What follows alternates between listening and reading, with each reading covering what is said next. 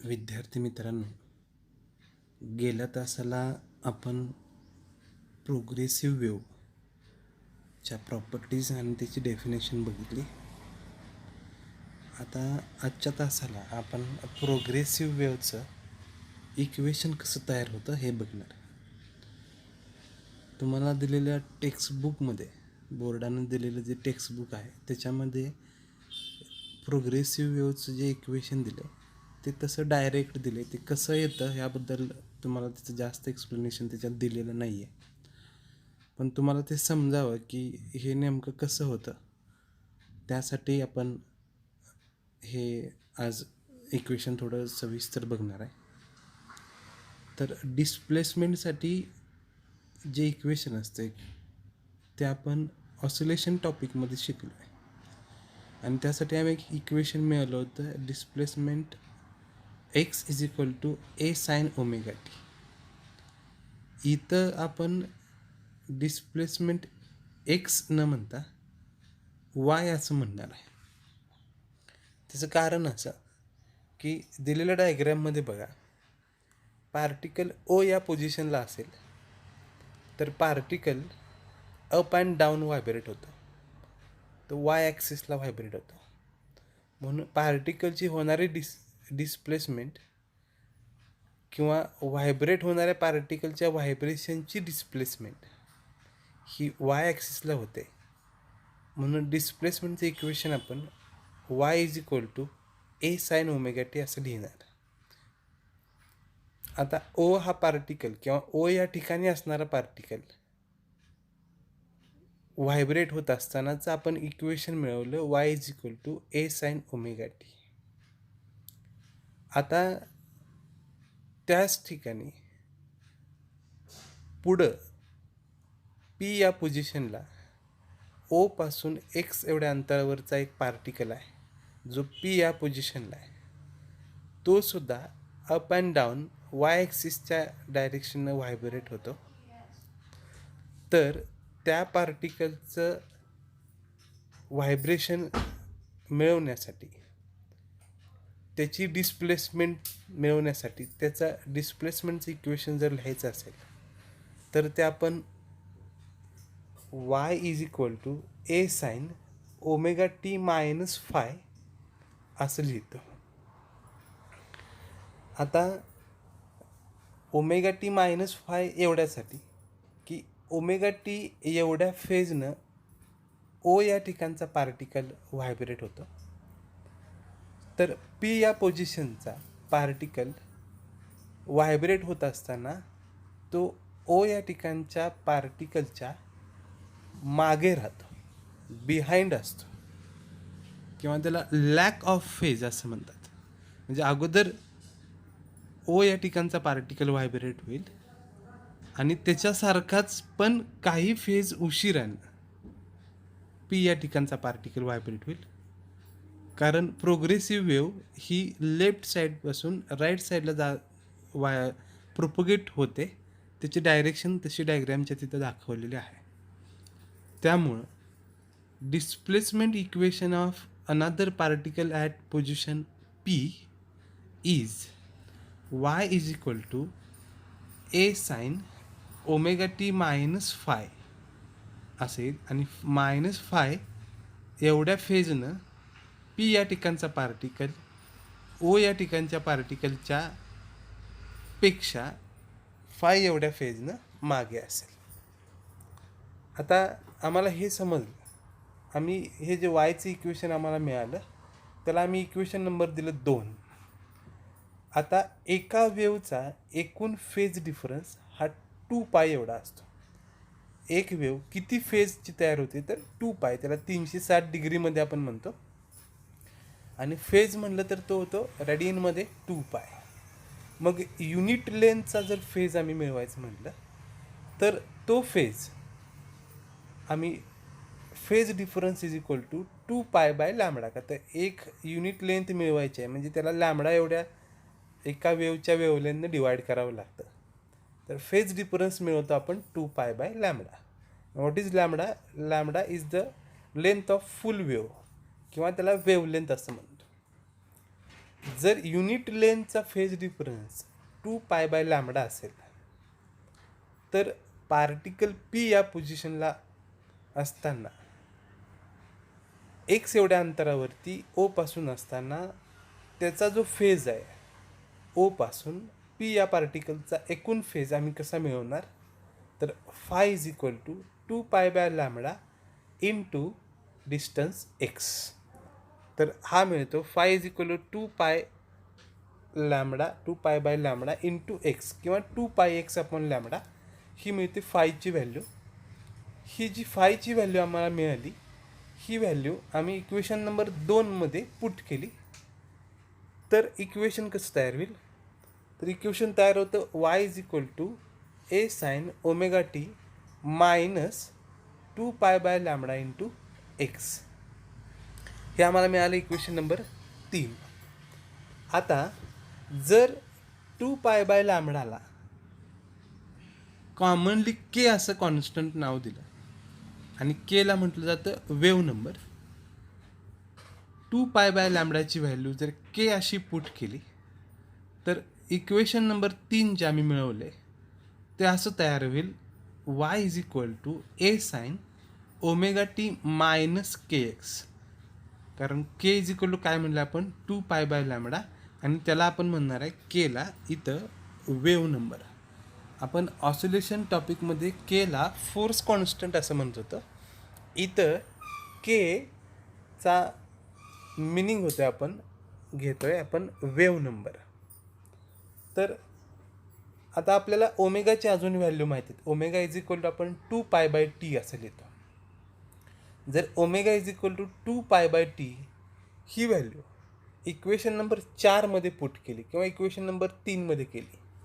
Equation number 3 आणि 4 हे जे दोन इक्वेशन आहेत, हे दोन्ही इक्वेशन प्रोग्रेसिव्ह वेव्हच्या डिस्प्लेसमेंटची इक्वेशन म्हणून विचारात घेता येतात. पण या इक्वेशनवरूनच आपण अजून काही इक्वेशन मिळवू शकतो. आपण थोडासा पार्ट बघू, जास्त गरजेचा नाही आहे इथं. तर जर केची व्हॅल्यू 2π/λ पुट केली तर इक्वेशन कसं आलं, तर Y is equal to A sine omega T minus of K X. ओमेगाची व्हॅल्यू आम्हाला माहिती आहे. ओमेगाची व्हॅल्यू आपण 2π/t अशी पण घेतो आणि 2πf किंवा 2πn अशा व्हॅल्यू आपण घेतो फ्रिक्वेन्सीच्या बाबतीत. इथं टाईम विचारात घेतला आहे, ओमेगा येतो 2π/t. जर ही ओमेगाची 2π/t ही व्हॅल्यू परत इक्वेशन नंबर 4मध्ये किंवा इक्वेशन नंबर 3मध्ये पुट केली तर इक्वेशन असं येतं Y is equal to A sine 2πt upon capital T minus 2πx/λ. आणि आम्हाला इक्वेशन मिळेल मग त्याच्यातून 2π जर आम्ही कॉमन घेतलं तर equation number 5 Y is equal to A sine 2π small T upon capital T minus x/λ. हे सुद्धा इक्वेशन आहे प्रोग्रेसिव्ह वेव्हचं, ज्याच्यामध्ये आम्ही टाईम विचारात घेऊ शकतो. असंच इक्वेशन आता ओमेगाची व्हॅल्यू आपण 2π/t घेतली, ओमेगाची व्हॅल्यू आम्ही 2πv किंवा 2πf असं घेऊ शकतो. 2πf एफला आपण म्हणतो फ्रिक्वेन्सी आणि फ्रिक्वेन्सीचा formula F is equal to v/λ असा येतो. व्ही ही व्हेलॉसिटी राहते. तर बघा व्हीला आपण काय म्हणतो व्हेलॉसिटी किंवा स्पीड ऑफ द वेव्ह असं म्हणू शकतो. इथं वेव्ह विचारात घेतल्या म्हणून स्पीड हाच फॉर्म्युला आपण लाईटच्या बाबतीत F is equal to c/λ असं लिहितो. सध्या आपण एवढं विचारात घेऊया की ओमेगाचा 2πf हा फॉर्म्युला आपण विचारात घेतो आणि एफ ही फ्रिक्वेन्सी आहे आणि फ्रिक्वेन्सीचा फॉर्म्युला येतो F is equal to v/λ. आता ही व्हॅल्यू परत त्या इक्वेशनमध्ये पुट केली आपण 4 नंबरच्या, तर कसं येईल बघा. Omega is equal to 2π v/λ ही व्हॅल्यू पुट करूया Y is equal to A sine 2πvt/λ minus 2πx/λ. Equation number 3नुसार आपण हे इक्वेशन मिळवलं. आता ह्याच्यावरून आम्ही इक्वेशन लिहू शकतो Y is equal to A sine 2π/λ common घेतला तर vt मायनस एक्स असं येतं. याच्यात जे मायनस साईन दिसतंय मायनस एक्स, याचा अर्थ असा होतो की वेव्हचं जे प्रपोगेशन आहे ते लेफ्ट साईड करून राईट साईडला होतं. हे जर राईट साईड करून लेफ्ट साईडला होत असेल तर जिथं जिथं मायनस आहे इक्वेशनमध्ये तिथं येतं प्लस. कारण मगाशी आपण बघितलं की ओ हा पार्टिकल व्हायब्रेट होत असताना आणि वेव जर लेफ्ट साईडकडून राईटला जात असेल तर त्या ठिकाणी पी या ठिकाणचा पार्टिकल ओ या ठिकाणच्या पार्टिकलच्या पाठीमागे राहतो आणि जर ती लेफ्टकडून राईटला जाणार असेल तर तो मात्र पार्टिकल पीच्या ठिकाणचा पार्टिकल ओच्या पुढे राहील. त्यामुळं जो फेज डिफरन्स होतो तो मायनस होता तो आता इकडे काय होणार आहे प्लस होईल. डायरेक्शन बदलली तर साईन निगेटिव्हचं काय होतं प्लस होतं. आणि तसं असेल तर राईट साईडच्या डायग्राममध्ये बघा इक्वेशन चेंज होतील. Y is equal to A sine omega T plus phi येईल मायनस फायच्या ऐवजी प्लस फाय. तसंच Y is equal to A sine omega T plus K x किंवा Y is equal to A sine 2 pi small T upon capital T plus X upon lambda किंवा आपण जे आता equation मिळवलं ते असं येईल Y is equal to A sine 2 pi bye lambda into V T plus X. हे plus sign ज्यावेळी लेफ्टपासून राईटकडे येते वेव त्यावेळी होतील.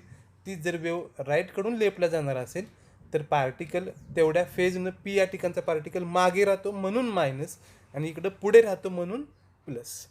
तर हे आहेत इक्वेशन जे वायचे आम्ही जे मिळवले इक्वेशन ते y is equal to A sine omega T plus phi किंवा minus phi, y is equal to A sine omega T minus K x किंवा Y is equal to A sine 2 pi upon into small T upon capital T plus small x upon lambda किंवा finally जे आम्ही equation मिळवलं 6 नंबरचं y is equal to A sine 2 pi upon lambda is into V T minus x. हे जे आहे याला म्हणतात इक्वेशन ऑफ प्रोग्रेसिव्ह वेव. त्यानंतरचा जो पुढचा भाग येतो या टॉपिकमधला तो आहे रिफ्लेक्शन ऑफ वेवचा.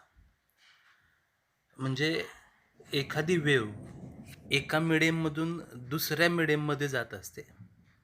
मिडियमचा अर्थ समजा एअरमधून लिक्विडमध्ये जात असेल तर एअर हे एक मिडियम झालं, लिक्विड हे एक मिडियम झालं.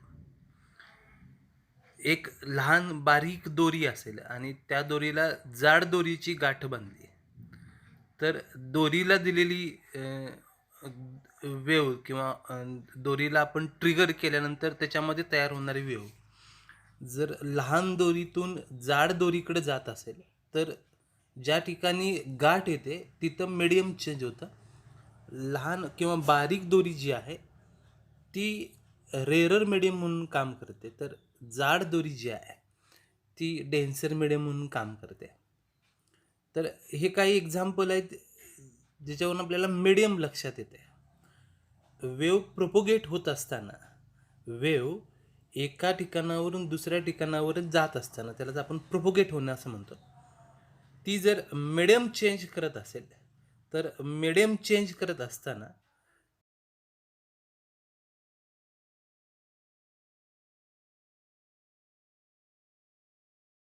रिफ्लेक्ट होतो, मागे येतो, त्याला रिफ्लेक्शन ऑफ वेव असं म्हटलंय. When A progressive wave travelling through a medium reaches an interface separating two media, a certain part of wave energy comes back in the same medium. काही प्रमाणात त्या वेवचा भाग परत पहिल्या मीडियममध्ये मागे येतो त्याला रिफ्लेक्शन ऑफ वेव असं म्हणतात. आता वेवचा काही प्रमाणात काही एनर्जी रिफ्लेक्ट होते, ती डायरेक्शन थोड्या प्रमाणात चेंज करू शकते. आता इथं महत्त्वाचे 2 कन्सेप्ट काय येतात की वेव कोणत्या मीडियममधून कोणत्या मीडियममध्ये जाते. म्हणजे मीडियम डेन्सर मीडियममधून रेअरर मीडियममध्ये जाते का रेअरर मीडियममधून डेन्सर मीडियममध्ये जाते त्याच्यावर त्याचं रिफ्लेक्शन डिपेंड असतं. पण रिफ्लेक्शन ऑफ वेवचा अर्थ एवढा होतं की वेव एका मीडियममधून दुसऱ्या मीडियममध्ये प्रोपोगेट होत असताना ज्यावेळी 2 मीडियमचं इंटरफेसिंग येतं त्या इंटरफेसपासून वेवचा काही भाग परत मागे येतो, रिफ्लेक्ट होतो, त्याला रिफ्लेक्शन ऑफ वेव असं म्हणतात. आता रिफ्लेक्शन ही जी फेनॉमेनन आहे या फेनॉमेननमध्ये जर साऊंड वेवचा विचार केला तर साऊंडसुद्धा एका मीडियममधून दुसऱ्या मीडियममध्ये जात असताना इंटरफेसला थोड्या प्रमाणात रिफ्लेक्ट होतो, त्याला रिफ्लेक्शन ऑफ साऊंड वेव्ज असं म्हणतात.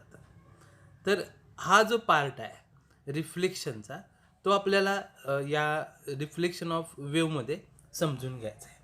आता सुरुवातीला आपण बघूया की रिफ्लेक्शन ऑफ ट्रान्सव्हर्स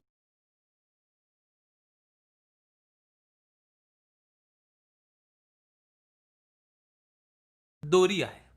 ज्या दोरीचे दोन टोक आहेत, एक टोक आहे ते ए आहे, दोरीला आपण स्ट्रिंग असं म्हणतो. एक ए हे टोक, तर दुसरं जे टोक आहे बी, हे एका फिक्स रिजिड सपोर्टला म्हणजे भिंतीला असेल किंवा पोलला असेल, डांबाला असेल, बांधलंय. बी हे टोक बांधलेलं आहे, ए हे ओपन आहे. जर एक दोरी घेतली आणि तिचं एक टोक एका फिक्स पोलला बांधलं बी या ठिकाणी, आणि ए हे दुसरं टोक आहे, ते आम्ही हातात पकडून त्याला ट्रिगर केलं, झटकलं, तर त्याच्यातून वेव पुढे जाते. तर ती वेव ए पासून बी कडे जाईल. दोरी हे त्याच्यासाठी पहिलं मीडियम असणार आहे जे रेरर असेल, आणि जो पोल बांधला आहे, जो डांब आहे किंवा भिंत असेल, ते जे आहे ते डेन्सर मीडियम असेल as compared to the string किंवा दोरी. तर ज्या ठिकाणी ती बी या ठिकाणी जाते, बी हा असा पॉईंट आहे ज्या पॉईंटला दोन्ही मिडियमचं इंटरफेसिंग येतं. दोरी हे रेरर मीडियम आणि पोल हे डेन्सर मीडियम, त्या दोन्हीचं इंटरफेसिंग बी या ठिकाणी आहे. ज्यावेळी ती वेव किंवा ती पल्स बी या ठिकाणी जाते, त्यावेळी तिथून ती रिफ्लेक्ट होते. आता त्यामुळं पाठीमागे येणारी वेव फेज चेंज करताना दिसते. आता हे जे एक्झाम्पल आहे याला रिफ्लेक्शन ऑफ ट्रान्सव्हर्स वेव्ह असं म्हणतात. याचे अजून काही एक्झाम्पल आपण मला वाटतं आपण 3 एक्झाम्पल आपण बघणार आहे इथं. तर ह्याच्यासाठी मी काही ॲनिमेशन म्हणजे आपण ॲनिमेशन्सच्या स्वरूपात या रिफ्लेक्शन ऑफ ट्रान्सव्हर्स वेव्हचे एक्झाम्पल बघणार आहे. तर बघूया आपण. आता या डायग्रॅममध्ये बघा की एक फिक्स सपोर्ट आहे, जे व्हर्टिकल लाईन दिसते, तो एक फिक्स पोल आहे ज्या ठिकाणी दोरीचं दुसरं टोक बांधलं आहे, आणि पहिल्या टोकापासून आपण त्याला पल्स देतो आहे किंवा एक ट्रिगर देतो आहे. तर ही जी वेव पुढे जाताना दिसते, ज्यावेळी ती पोलला थडकते त्यावेळी ती रिफ्लेक्ट होते. आता एक गोष्ट लक्षात येईल, दोरी पोलच्या तुलनेत रेरर मीडियम असतं आणि पोल हा दोरीच्या तुलनेत डेन्सर मीडियम आहे. ज्यावेळेस वेव रेरर मीडियममधून डेन्सर मीडियममध्ये जात असते, त्यावेळी त्यातला जो भाग रिफ्लेक्ट होतो तो फेज चेंज करतो. म्हणजे पोलला ती पल्स थडकताना जो वेवचा पल्सचा जो शेप आहे तो क्रेस्ट आहे, म्हणजे वरच्या बाजूने, त्याला आपण क्रेस्ट म्हणतो. पण ती रिफ्लेक्ट होताना त्याचा ट्रफ तयार होतो, म्हणजे तो खालच्या बाजूने कर्व तयार होतो. ज्यावेळी ती थडकते त्यावेळी ती क्रेस्ट आहे, वरच्या बाजूने कर्व आहे, आणि ज्यावेळी रिफ्लेक्ट होते तो खालच्या बाजूने रिफ्लेक्ट होते. इथं फेज चेंज होतो, इथं त्या पल्सचा फेज चेंज होतो. म्हणजे तो किती डिग्रीनं होतो, तर पाय एवढ्या डिग्रीनं फेज चेंज होतो. तर हे झालं पहिलं एक्झाम्पल.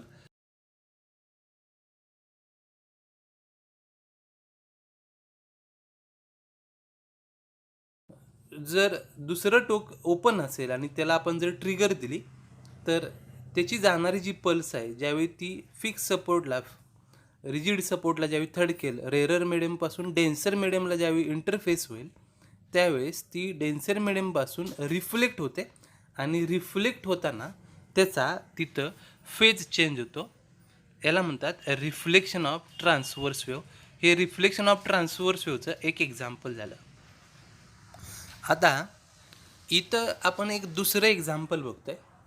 या एक्झाम्पलमध्ये सेम दोरी तशीच आहे, फक्त दोरीचं जे एक टोक फिक्स सपोर्टला बांधलं आहे, ते ज्या ठिकाणी आपण गाठ बांधणार आहे ती त्या फिक्स सपोर्टला, ते फिक्स सपोर्ट म्हणजे एक पोल असेल किंवा एक स्टीलची पाईप आहे असं विचारात घेऊया, आणि त्या पाईपला आपण रिंग अडकवले, म्हणजे या दोरीच्या पुढच्या टोकाला एक रिंग बांधले, आणि ती रिंग त्या पाईपमध्ये अशी बसवले की त्या रिंगला फ्रीली त्या पाईपमधून मूव्ह होता येईल, वर किंवा खाली वरती सरकता येईल.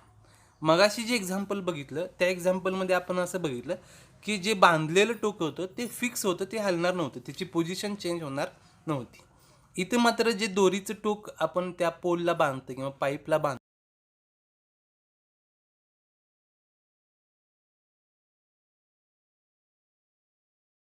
त्या पाईपमधून easily up and down move होऊ शकते. आता ही रिंग वरती खाली मूव्ह होऊ शकत असल्यामुळं त्याचं जे रिफ्लेक्शन होणार आहे त्याच्या फेजमध्ये बदल होतो. म्हणजे आता डायग्रॅममध्ये तुम्ही बघताय की ज्या वेळेस पल्स पुढे जाऊन बी या पोझिशनला तडकणार आहे, म्हणजे लेफ्ट साईडनं ते ज्यावेळी जाऊन व्हर्टिकल पोलला किंवा व्हर्टिकल पाईपला जेव्हा तडकते त्यावेळी ती रिंग किंवा त्या दोरीचं दुसरं जे टोक आहे ते टोक वरती सरकते आणि तिथं फेज चेंज न होता मोठी पल्स तयार होते. आणि कुठलाही फेज न चेंज करता क्रेस्ट हा क्रेस्ट म्हणूनच रिफ्लेक्ट होतो.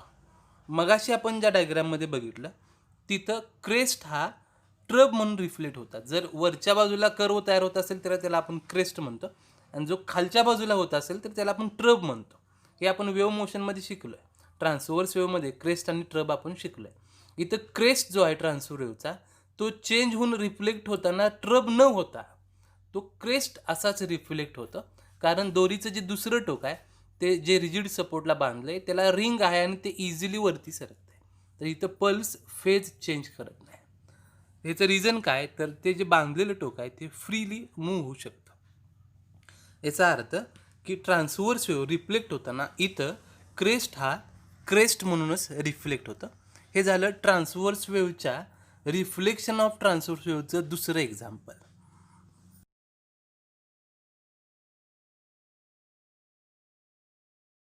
जी डायग्रॅम आहे त्याची कन्स्ट्रक्शन कसं आहे की एक जाड दोरी घेतले आणि त्या जाड दोरीला पुढं दुसऱ्या टोकाला त्याच्यापेक्षा बारीक म्हणजे कमी थिकनेस असणारी दोरी बांधली आहे.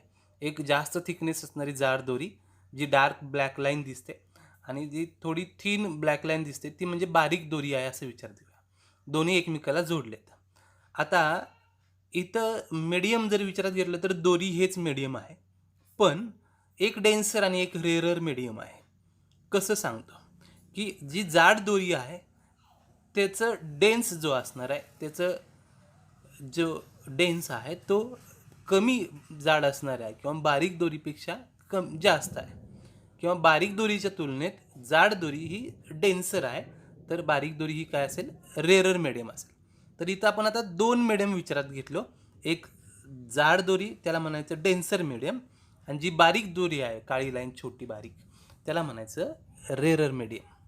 तर डेन्सर मीडियमकडून एक पल्स दिली, दोरीला एक ट्रिगर दिली, ती ज्यावेळेस रेअरर मीडियम आणि डेन्सर मीडियमच्या इंटरफेसिंगला येते त्यावेळी त्याच्यातला काही भाग परत मागे जातो, रिफ्लेक्ट होतो डेन्सर मीडियममध्येच. आता रेअरर मीडियममध्ये वेव्ह जाते का पुढे, तर जाते, पण डेन्सर मीडियममध्ये त्याच्यातला काही भाग क्रेस्ट परत काय होतो, रिफ्लेक्ट होतो, आणि पुढं जाताना पण काय जातो, क्रेस्ट जातो. पण इथं ट्रान्सव्हर्स वेव्ह इंटरफेसपासून काय होते, रिफ्लेक्ट होते, परत डेन्सर मीडियममध्येच मागे जाते. आपण 3 एक्झाम्पल बघितले. पहिल्या एक्झाम्पलमध्ये बघितलं की दोरीला एका फिक्स सपोर्टला टाईटली बांधलं, फिक्स केलं. त्या पॉईंटला म्हटलं जिथं बांधलं त्या पॉईंटला म्हणलेलं आपण बी. तिथून वेव्ह रिफ्लेक्ट होत असताना क्रेस्टचा ट्रप तयार होतो, म्हणजे फेज चेंज होतं. दुसरं एक्झाम्पल बघितलं, एक पाईप घेतली, त्या पाईपला दोरी बांधली, पण दोरी बांधताना तिथं रिंगचा यूज केला. अशी रिंग जी त्या पाईपमधून easily up and down freely move होऊ शकते. आणि त्या एक्झाम्पलमध्ये आपण बघितलं की क्रेस्ट ज्यावेळी थडकतो ट्रबवरती, क्रेस्ट ज्यावेळी डेन्सर मीडियमला थडकतं, म्हणजे तिथं ट्रबच्या पाईपच्या ठिकाणी धडकतो त्यावेळेस ती रिंग वरती सरकते. क्रेस्ट हा क्रेस्टच राहतो, रिफ्लेक्ट होताना सुद्धा तो क्रेस्ट म्हणूनच रिफ्लेक्ट होतो. आणि हे जे एक्झाम्पल बघितलं की दोन दोरी आहेत, एक जाड दोरी एक बारीक दोरी, यामुळं एक जाड आहे ती डेन्सर मीडियम आणि बारीक आहे ती रेअरर मीडियम. डेन्सर मीडियम आणि रेअरर मीडियममध्ये वेव्ह जात असताना ज्यावेळी डेन्सर मीडियममधून वेव्ह येते, डेन्सर आणि रेअरर मीडियमचं ज्या दोन्हीचं इंटरफेसिंग जिथं आहे, जिथं दोन्ही दोरीज एकत्र येतात, तिथून त्या पॉईंटपासून डेन्सर मीडियममध्ये वेव्ह परत मागे जाते. त्याला म्हणतात reflection of transverse wave. Reflection of transverse wave. तर हे होते 3 example reflection of transverse wave. पुढचा पॉईंट जो आहे या टॉपिकमधला तो आहे रिफ्लेक्शन ऑफ ए लॉन्जिट्युनल वेव्ह. मगाशी आपण जो बघितला तो होता रिफ्लेक्शन ऑफ ट्रान्सवर्स वेव्ह. आता आपण बघणार आहे लॉन्जिट्युनल वेव्हचं रिफ्लेक्शन. त्याला आपण रिफ्लेक्शन ऑफ लॉन्जिट्युनल वेव्ह असं म्हणतो. प्रोग्रेसिव्ह वेव्हचे आपण एकूण 2 प्रकार बघितलेत, एक ट्रान्सवर्स वेव्ह आणि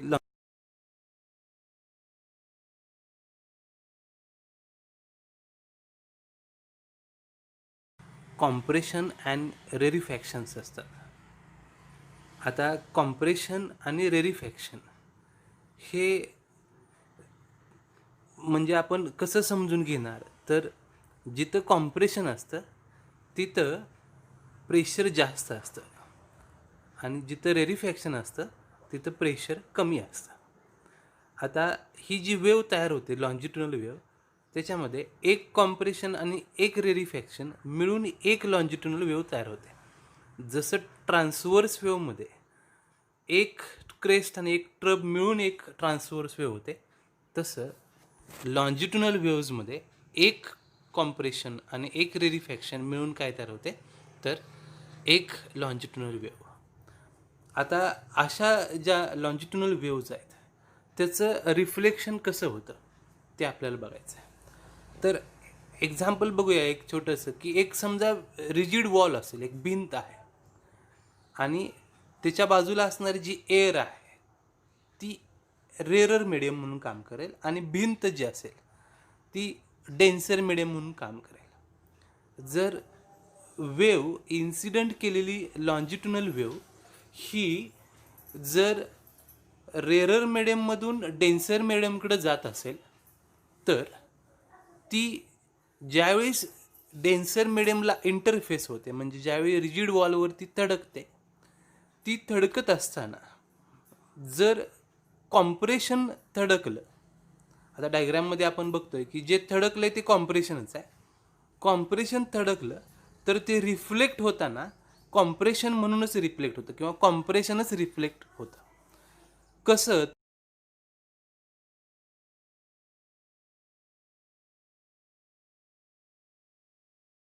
तर एअरचे पार्टिकल्स अतिशय जवळजवळ आलेले असतात ॲज कम्पेअर टू रेरिफॅक्शन.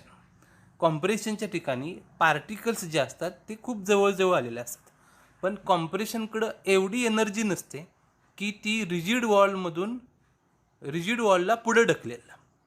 त्यामुळे ती थडकून मागे येते आणि मागे येत असताना कॉम्प्रेशन आयासं मागे येतं आणि त्याच्यावरती तिथं रिफ्लेक्ट होत असताना परत कॉम्प्रेशन तयार होतं. तर रिफ्लेक्ट होत असताना सुद्धा काय तयार होते, तर कॉम्प्रेशन. पण हे कधी, जर लॉन्जिट्युनल वेव्ह रेरर मीडियममधून डेन्सर मीडियमकडे जात असेल तर. आता आपण जर लॉन्जिट्युनल वेव्ह ही जर डेन्सर मीडियममधून रेरर मीडियमकडे जात असेल तर कशी परिस्थिती होईल ते आपण बघूया. आता ही जी डायग्राम बघतो आपण, या डायग्राममध्ये वेव्ह ही डेन्सर मीडियममधून रेरर मीडियमकडे निघाली. आता उजव्या बाजूला जी व्हर्टिकल लाईन दिसते ती आहे रेरर मीडियमचं इंटरफेसिंग. इथं ज्यावेळेस रेरिफॅक्शन थडकतं त्यावेळेस रिफ्लेक्ट होताना मात्र कॉम्प्रेशन तयार होतं. मगाशी डायग्राममध्ये बघितलं आपण, ज्यावेळेस या डायग्राममध्ये आपण बघितलं इथं रेरर मीडियममधून डेन्सर मीडियममध्ये वेव्ह लॉन्जिट्युनल वेव्ह जात असताना ज्यावेळी कॉम्प्रेशन तिथं इंटरफेस होतं, रिफ्लेक्ट होताना कॉम्प्रेशनच रिफ्लेक्ट होतं. जर रेरिफॅक्शन इंटरफेस झाला असतं, समजा रेरिफॅक्शन थडकलं असतं, तर रिफ्लेक्ट होताना सुद्धा रेरिफॅक्शनच रिफ्लेक्ट झालं असतं. हे कधी, ज्यावेळी वेव्ह रेरर मीडियममधून कुठं जाते तर डेन्सर मीडियममधून. पण तेच इथं डेन्सर मीडियममधून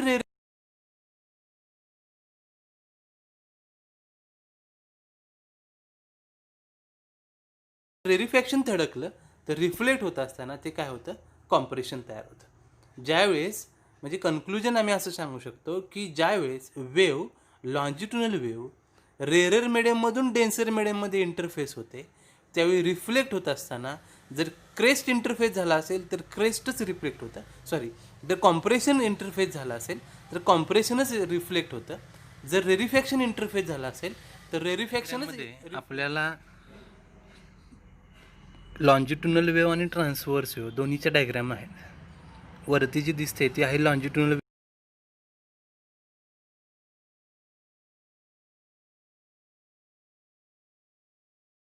वेव्हच्या बाबतीतच बघत होतो. तर लॉन्जिट्युनल वेव्हच्या बाबतीतला जिथं पार्टिकल वरच्या डायग्राममध्ये बघा, जिथं पार्टिकल एकत्र येतात तिथं कॉम्प्रेशन तयार होतं. पार्टिकल जवळजवळ आले तर काय तयार होतं? कॉम्प्रेशन. आणि पार्टिकल लांब लांब गेल्या अंतरावर ते तर काय होतं? रेरिफॅक्शन. बारकाईनं जर ऑब्झर्वेशन केलं तर तुमच्या लक्षात येईल की कुठलाही पार्टिकल तिथून पुढं सरकत जात नाही. पार्टिकल हा परत मेन पोझिशनलाच येतो आहे, पण एक पल्स पुढं जाताना दिसते, ती जाते पुढं ट्रान्सफर होते, ती एनर्जी ट्रान्सफर होते. पण प्रत्येक पार्टिकल मात्र मेन पोझिशनपासून काही अंतर लेफ्ट येतो आहे, काही अंतर राईट जातो आहे, परत मेन पोझिशनलाच येतो आहे. आपल्याला असं वाटतं की पार्टिकल पुढं सरकत जात आहेत, पण पार्टिकल पुढं सरकत जात नाहीत.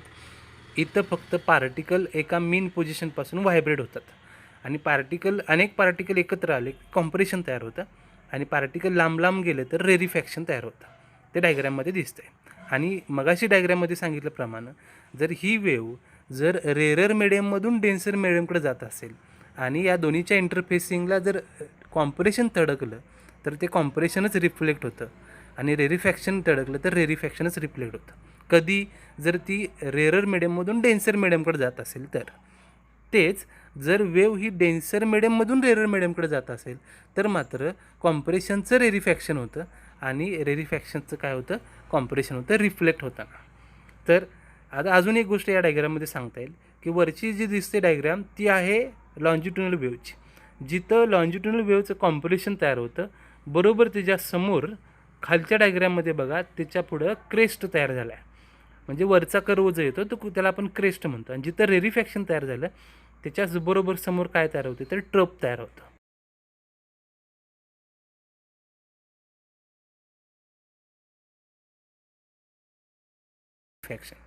तर दोन्ही वेव्हजमध्ये दोन्ही प्रोग्रेसिव्ह वेव्ह आहेत, ते एका पर्टिक्युलर डायरेक्शननं एनर्जी ट्रान्सफर करतात आणि एनर्जी ट्रान्सफर करत असताना पार्टिकल प्रत्यक्षात पुढं जात नाही, तो एका मेन पोझिशनपासून पुढे आणि मागे राईट आणि लेफ्ट हा व्हायब्रेट होत असतो. तो एका मेन पोझिशनपासून एका ठराविक अंतरापर्यंत तो व्हायब्रेट होत असतो, ऑसिलेट होत असतो, सिम्पल हार्मोनिक मोशन क्रिएट करत असतो आणि त्याच्यानुसार ज्या कॉम्प्रेशन आणि रिफ्रॅक्शन किंवा क्रेस्ट आणि ट्रप तयार होतात त्याच्या स्वरूपात एनर्जी एका ठिकाणावरून दुसऱ्या ठिकाणी ट्रान्सफर केली जाते. तर हा होता आजच्या तासाचा भाग. याच्या पुढचा जो भाग आहे तो आपण पुढच्या तासाला बघणार आहे. अतिशय इंटरेस्टिंग आणि समजण्यासारखा हा भाग आहे. तितकाच तो परीक्षेसाठी सुद्धा महत्त्वाचा आहे. आपण काही एक्झाम्पल्स बघितले आजच्या तासाला. हे एक्झाम्पल्ससुद्धा तुम्हाला परीक्षेला विचारले जाऊ शकतात असे आहेत. तुम्हाला ते व्यवस्थित समजावून म्हणून मी हे काही व्हिडिओज तुम्हाला दाखवून व्हिडिओ घेऊन हे काही व्हिडिओ बनवून तुम्हाला ह्या व्हिडिओज आपण आजचा तास बनवला आहे किंवा तास घेतो आहे. त्याचं कारण असं की तुम्हाला ते अजून व्यवस्थित समजावं आणि तुमच्या चांगलं लक्षात राहावं. अजून काही शंका वाटल्या तुम्हाला तर तुम्ही पुढच्या तासाला किंवा नंतर फोनवरती किंवा ग्रुपवरती विचारलं तरी चालतं आहे. तर आपण थांबूया. बाकीचा भाग आपण पुढच्या तासाला बघूया.